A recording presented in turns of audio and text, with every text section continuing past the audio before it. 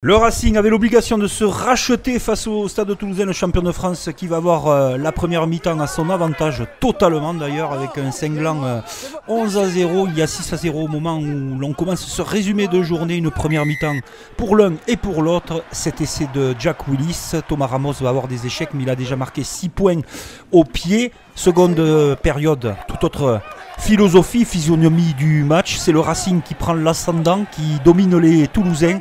Avantage en cours signalé par monsieur l'arbitre.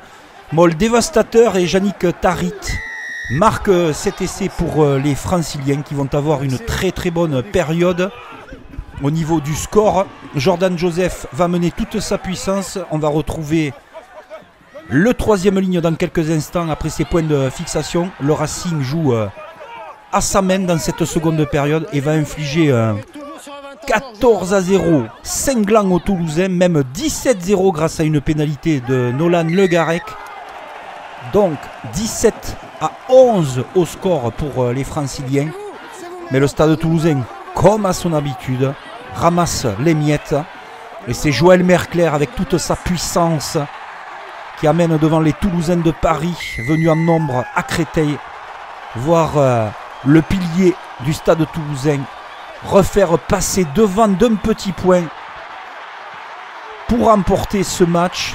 Et c'est une interception de Brennan et un carton jaune qui va sceller le sort des Franciliens, chez qui tout ne va pas bien en ce moment. Les Toulousains, eux, font cavalier seuls en tête du top 14.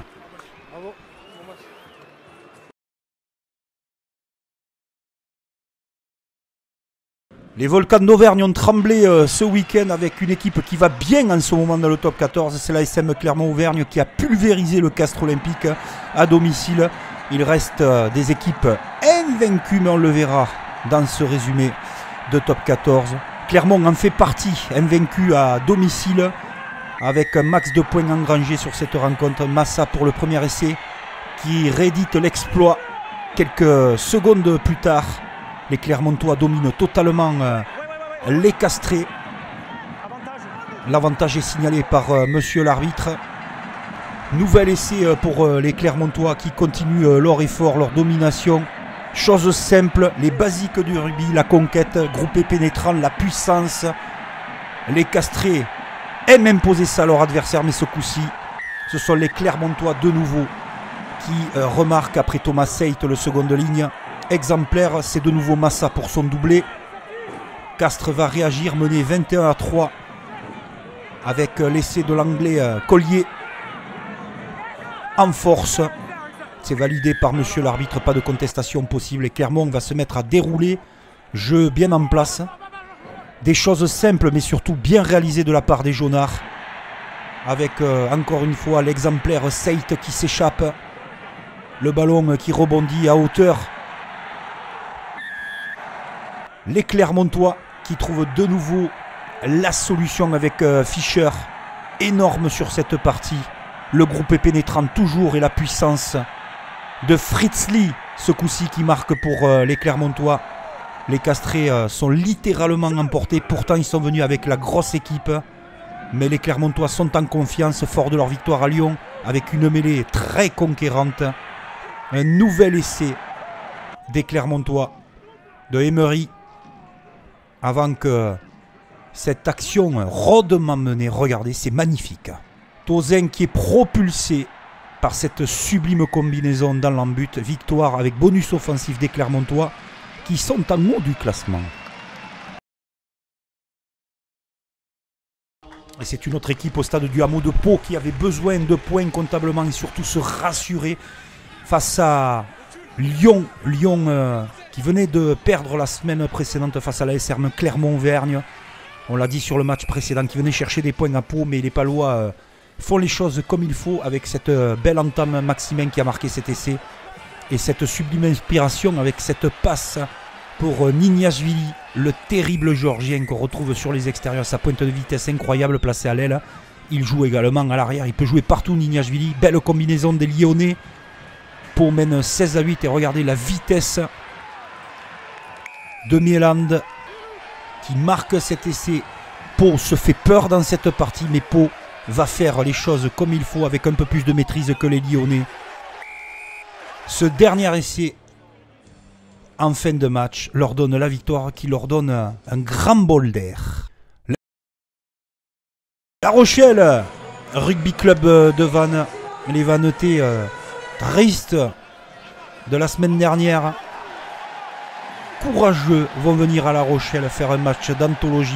Mais c'est La Rochelle qui commence bien les hostilités avec cet essai marqué par Quentin Lespio. Il avait marqué la semaine précédente, le revoilà, le talonneur. 7-0 pour La Rochelle qui va commencer à tousser, et c'est surtout les Bretons qui vont faire un match extraordinaire dans le plan défensif, dans le schéma proposé par Jean-Noël Spitzer, mais ils savent aussi attaquer, mettre de la puissance. Et Pedemonte qui marque cet essai, arrivé à hauteur, cette proposition qui ramène les Bretons dans cette rencontre. La Rochelle commence à se faire peur, belle captation de balle en touche.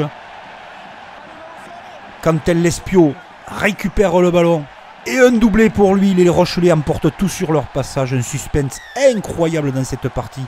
La Rochelle ne sombre pas, mais ils vont être surpris à la 53e minute par ce jeu merveilleux de la part des Bretons, qui veulent aller chercher leur première victoire historique à l'extérieur dans l'élite du rugby français. Ils sont en chemin, il reste du temps, mais ils vont marquer cet essai par l'intermédiaire de Rourou. La transformation de Lafage est assurée. Lafage va donner une pénalité. Des Bretons qui sont en délire et qui vont chercher l'exploit retentissant majuscule de cette journée en s'imposant à La Rochelle, qui ne va pas bien. Parfois, ça arrive. Union Bordeaux-Bègles, Montpellier, Hérault Rugby. Un match pas très savoureux, perturbé également par un brouillard qui s'abattait sur la Gironde. Et c'est aux pénalités que Bordeaux va s'imposer, plus discipliné face à Montpellier. Montpellier, pourtant dans le sillage d'une mêlée explosive, va perdre que 9-6. Bordeaux a eu très chaud, il n'y a pas eu d'essai dans cette rencontre. Les Girondins respirent, les Montpelliérains rentrent avec un bonus défensif. Alors forcément, avec l'exploit de Vannes et les équipes en face de l'USAP qui jouent le maintien, gagnent, il fallait absolument faire quelque chose à Aimé Giral face au RCT. Très ambitieux, mais ce drop est magnifique en début de rencontre par l'intermédiaire d'Enzo Hervé, qui convertit la domination toulonnaise. Olivon part à la charge, 12-6. Les Toulonnais, les Varois sont patients. Ils sont présents aussi dans le combat d'Aimé Giral que tout le monde connaît. Et Dany Priso, tout en puissance, va chercher la terre promise avec cet essai. Toulon a fait le break dans cette partie, plus 16. Mais les Catalans vont jeter leur force dans la bataille. Malgré tout, ils vont être un peu justes. Mais regardez l'exploit d'Oviedo qui fait revenir les Sankeor, l'USAP dans cette partie. Il en manquera pour Perpignan qui a été dominé sur son terrain par Toulon. Victoire logique du RCT à l'extérieur. Et on termine ce résumé de journée avant la pause Coupe d'Europe. On se retrouvera bien sûr plus tard avec les Bayonnais qui faisaient partie des équipes invaincues à domicile.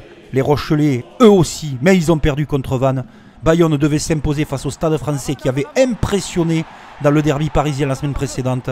Ce beau jeu bayonnais en début de match nous montre les intentions des joueurs et surtout la validation d'un mouvement collectif par Carreras. Tout aussi beau cet essai de Marchant, bien amené, lancé en touche propre, la décision du jeu au pied, le rebond favorable et le numéro d'équilibriste de Marchant ont raison des Bayonnais. Superbe match du Stade Français à l'extérieur. Mais le jeune Capilla va marquer cet essai pour les Bayonnais. Bayonne l'emporte 21-13, pointe son nez en haut du classement et aux places qualificatives. Paris n'a pas été loin dans cette rencontre pour réaliser l'exploit.